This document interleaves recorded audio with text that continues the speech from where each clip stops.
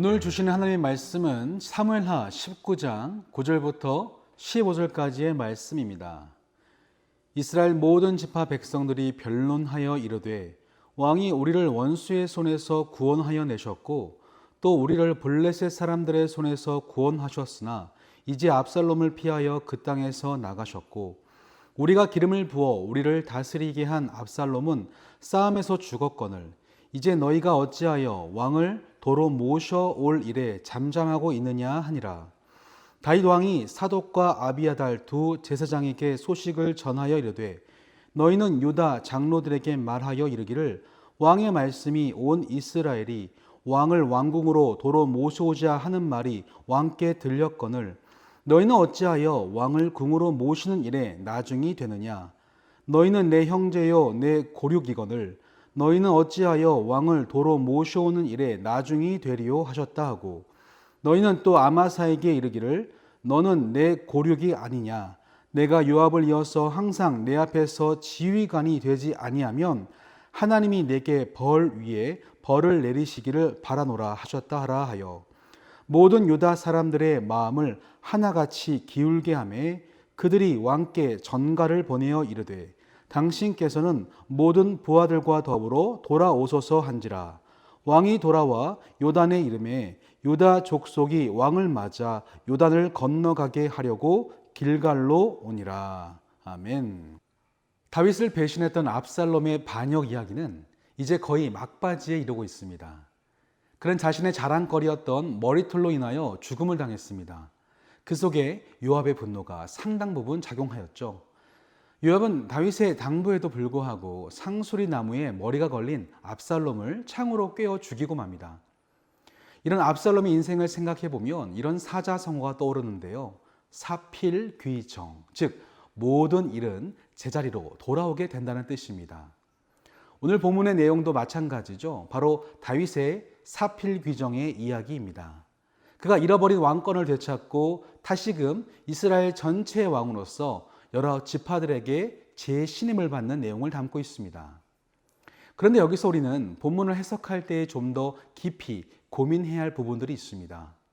역사를 살펴보면 일반적으로 왕이 반란으로 인해 물러났다가 복권되는 일은 흔치 않습니다.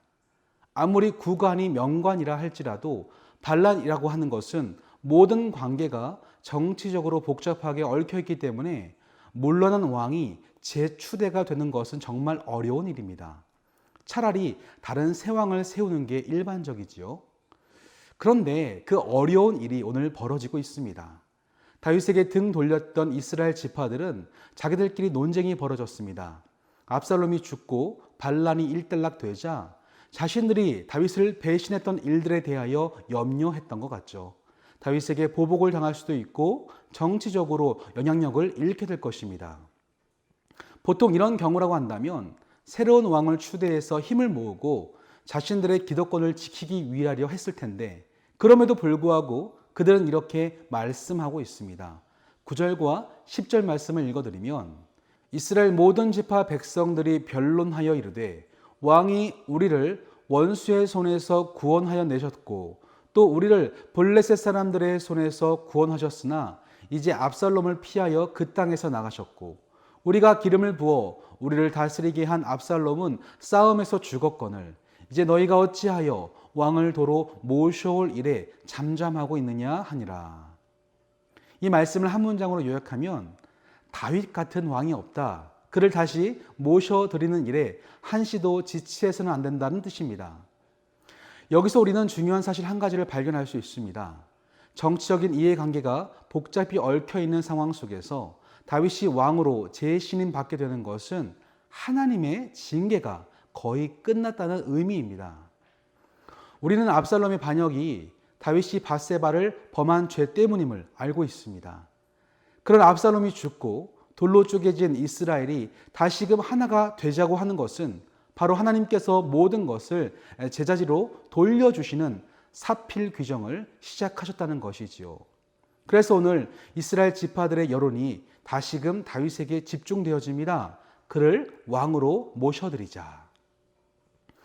여기서 우리는 다윗이 이 흐름에 어떻게 따라가고 있는지, 쪼개진 이스라엘을 하나로 만들어 가시는 하나님의 뜻을 따라 어떻게 움직이고 있는지를 생각해 볼 수 있어야 합니다. 보통 분열된 공동체를 하나로 통합하는 과정은 정말로 쉽지가 않습니다. 서로 내 편과 내 편으로 갈라섰기 때문에 서로를 향한 원망과 불신, 때로는 증오심이 남아서 더 큰 갈등과 분열로 이어지기 십상입니다.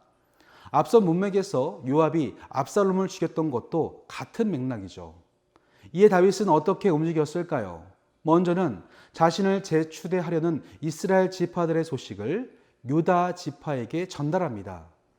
예루살렘에 머물고 있는 사독과 아비아다를 통하여 유다 장로들에게 자신을 궁으로 모셔드리는 일에 대하여 더 이상 지체하지 말 것을 부탁하고 있습니다. 만약 그렇지 않고 다윗이 스스로의 힘으로 예루살렘으로 귀환한다면 어떤 일이 벌어질까요? 다윗은 반란군을 평정한 승리자로서 압살롬 편에 선 모든 이들을 처벌해야 하는 상황이 펼쳐지게 됩니다. 이 과정에서 또다시 내 편과 내 편으로 정치적 이해관계가 맞물려서 누군가를 처벌하는 명목으로 희생시킬 수 있었기 때문에 다윗은 유다 지파가 먼저 나서서 자신을 받아들여 주기를 원했습니다. 그렇게 되면 다시 모두가 자연스럽게 하나가 될 수 있었기 때문이죠. 이 배경에는 압살롬 반역에 대한 깊은 책임을 통감했던 다윗의 회개가 깔려 있습니다. 그는 지금까지 그의 집에 칼이 떠나지 않는 것도 하나님의 징계라는 것을 알고 있습니다. 그래서 반역한 압살롬도 자신을 비난했던 시므이도 자기 손으로 해하고 싶지 않았던 것이죠. 그 마음이 오늘 유다 지파에게도 이렇게 이어집니다. 자신을 받아들여 줄 것을 유다 장로들에게 부탁하고 이어서 두 번째로 아마사를 자신의 군 지휘관으로 임명합니다.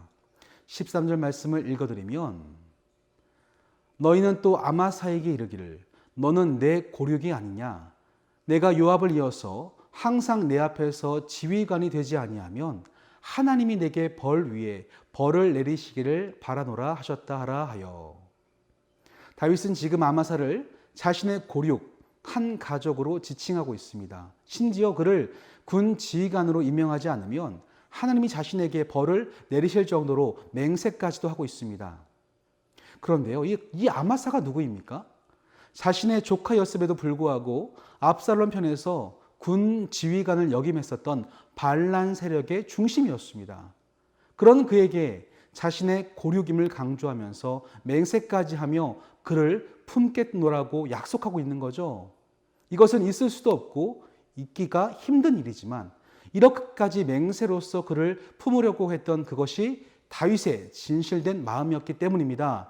자신을 배신하고 돌아선 그들을 하나님의 마음으로 품겠다고 하는 진정한 화목과 용서의 손길이었기 때문입니다. 그 결과로 그동안 머뭇거렸던 유다 지파가 드디어 마음을 열었습니다.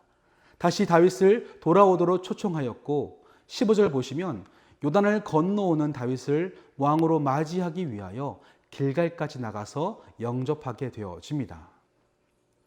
그렇다면 사랑하는 성도 여러분, 지금까지 주시는 말씀을 통하여 오늘 하나님께서 우리에게 전하시는 심정은 무엇일까요?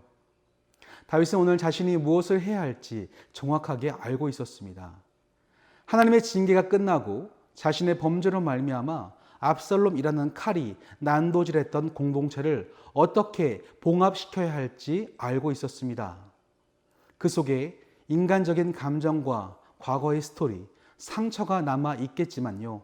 그에게 있어서 가장 중요했던 것은 공동체의 하나됨이었습니다. 그 마음이 있었기 때문에 압살롬의 죽음도 막아보려고 했고 시므이의 비난도 그저 받아들였으며 오늘 자신을 배신했던 유다 지파까지도 품어내려고 하고 있습니다.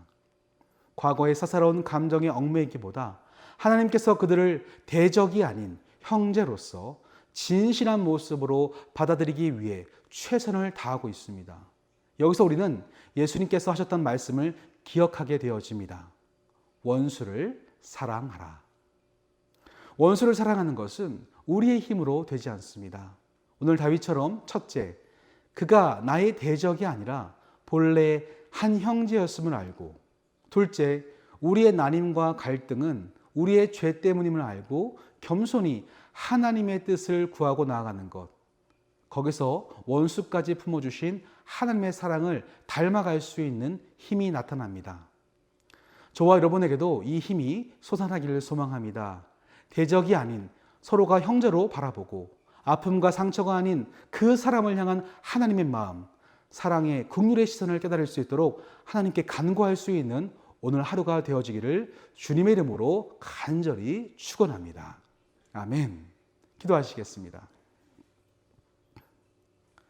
사랑과 자비가 많으신 하나님, 죄로 말미암아 원수된 우리를 살려주시고 예수 그리스도를 화목제물 삼으셔서 다시금 하나님의 생명으로 초대하여 주심에 감사를 드립니다.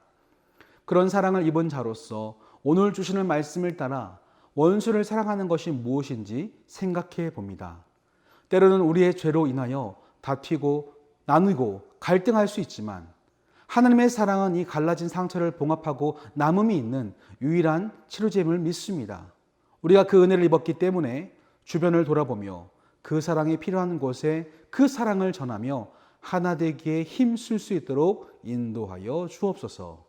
사랑이신 예수님 이름으로 기도드립니다. 아멘.